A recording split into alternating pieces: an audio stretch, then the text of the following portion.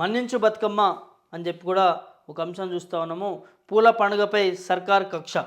బతుకమ్మ ఆడుకోనివ్వని ప్రభుత్వం బట్టి నియోజకవర్గంలో అడ్డుకున్న పోలీసులు అని చెప్పి కూడా సీతక్క ఏరియాలో కరెంటు కట్టు, భాగ్యలక్ష్మి టెంపుల్ దగ్గర అడ్డుకున్న పోలీసులు, దామగుండంలో ఆడేందుకు పర్మిషన్ ఇవ్వని సర్కార్, ఆడబిడ్డల్ని అడ్డుకుంటూ వేధింపులు అని చెప్పి కూడా బతుకమ్మ ఆడాలంటే హైకోర్టు అనుమతులు కావాలా? గత ప్రభుత్వంలో బతుకమ్మకు 10 కోట్ల నిధులు, ఈ ఏడాది నిధులు లేవు, నీళ్లు లేవు, పండుగ పూట రోడ్డెక్కి ఆడబిడ్డల ఆందోళన. ఇది తెలంగాణ ఆత్మగౌరవాన్ని కాపాడుతున్నటువంటి ముఖ్యమంత్రి రేవంత్ రెడ్డి తీరుని ఒక్కసారి ఈ ఒక్క అంశాన్ని చూస్తే మనకి కలిసివేసే అంశము. ఒక్కసారి ముఖ్యమంత్రి గారు ఇవాళ బతుకమ్మని ఎంత చిన్నచూపు చూస్తున్నటువంటి పరిస్థితి, వాళ్ళ మంత్రుల జిల్లాల్లో కూడా బతుకమ్మ పండుగకి ఎంత చిన్న చూపు చూస్తున్నటువంటి పరిస్థితి చూడొచ్చు. బతుకమ్మ ఆడనివ్వని ప్రభుత్వము, బట్టి నియోజకవర్గంలో అడ్డుకున్న పోలీసులు. దేనికి పోలీసులు అడ్డుకోవాల్సిన పరిస్థితి ఏంది? బాజాతిగా ఆడబిడ్డలు ఆడుకుంటారు రోడ్డు పైన కావచ్చు, లేకపోతే వాళ్ళ ఏరియాలో కావచ్చు, బతుకమ్మ సెలబ్రేషన్స్ చేసుకోవడం తప్ప. ఇవాళ ఆడబిడ్డలపైన కేసులు పెట్టడం ఏంది?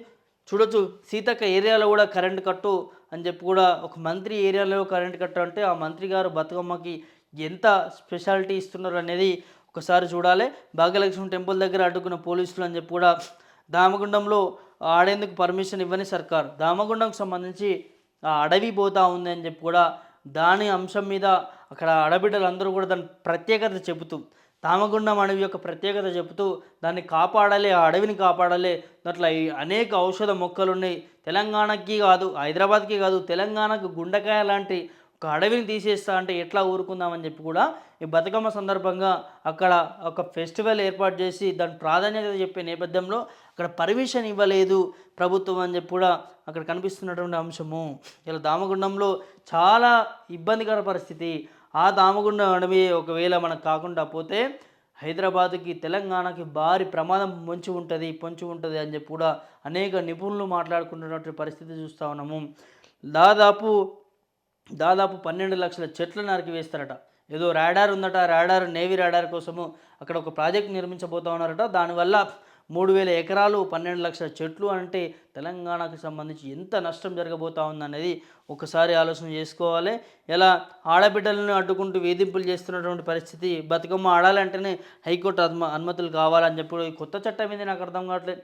ఇవాళ పోలీసులు అడ్డుకోవడము, నియోజకవర్గంలో పోలీసులు అడ్డుకోవాల్సినటువంటి అవసరం ఏముంది? దీనికి హైకోర్టు నుంచి చట్టబద్ధత కావాలా అని చెప్పి కూడా, హైకోర్టు నుంచి అనుమతులు తీసుకోవాలని చెప్పి కూడా ఏముంటుంది అసలు? చెప్పలేదా? తెలంగాణ ప్రభుత్వానికి, తెలంగాణకు సంబంధించి బతుకమ్మ ఆడుకోవాలని చెప్పి కూడా ప్రభుత్వాలు చెప్పట్లేదా? అది ఒక మన స్టేట్కి పండగ అని చెప్పి కూడా బతుకమ్మని చూస్తూ ఉంటాం కదా మనము. అలాంటి బతుకమ్మకి హైకోర్టు నుంచి అనుమతులు కావాలని చెప్పి కూడా ప్రశ్నిస్తున్నటువంటి అంశం చూస్తూ ఉన్నాము.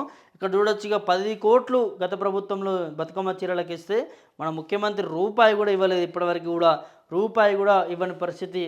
ఇలా నిండా ఆడబిడ్డలకి, తెలంగాణ ఆడబిడ్డలకి మరి అవమానమే జరుగుతుందని చెప్పుకోవచ్చు. ఎక్కడ చూసినా కూడా అడుగడుగున అవమానమే చేసుకుంటూ పోతున్నటువంటి పరిస్థితి. అడుగడుగున అవమానం చేస్తూ ఉన్నాడు, ఇబ్బంది పెడతా ఉన్నాడు. ఇవాళ రాష్ట్రానికి సంబంధించి పండుగ ఎంత అంగరంగ వైభవంగా చేసుకోవాల్సినటువంటి బతుకమ్మ పండుగ రోజు కూడా ఇలాంటి విమర్శలు, ఇలాంటి అడ్డంకులు, ఇలాంటి అవమానాలు అంటే ఇవాళ తెలంగాణ ఆత్మగౌరవాన్ని ముఖ్యమంత్రి ఏం చెప్పదలుచుకున్నాడు? తెలంగాణ ఆత్మగౌరవానికి ఏం చేయాలనుకున్నాడు? వాళ్ళకి క్లియర్ కట్గా కనిపిస్తూ ఉంది. ఈ నిర్లక్ష్యం అనేది ఖచ్చితంగా ప్రభుత్వ నిర్లక్ష్యమే అనుకోవచ్చు. ఇది తెలంగాణ ఆడబిడ్డలకి అవమానం చేస్తున్నటువంటి పరిస్థితి. మరి పూల పండుగ పైన సర్కార్ నిర్లక్ష్యం అని చెప్పి కూడా మనం చూస్తూ ఉన్నాము. ఖచ్చితంగా ఏదైతే బతుకమ్మ పండుగకి ముఖ్యమంత్రి గారు ఇస్తా అన్న చీరలు కావచ్చు, చేస్తా అన్న సదుపాయాలు కావచ్చు, ఎక్కడ ఉండిపోయినటువంటి పరిస్థితి. మరి ఆడబిడ్డలకు అవమానం చేసినటువంటి పరిస్థితి చూస్తూ ఉన్నాం.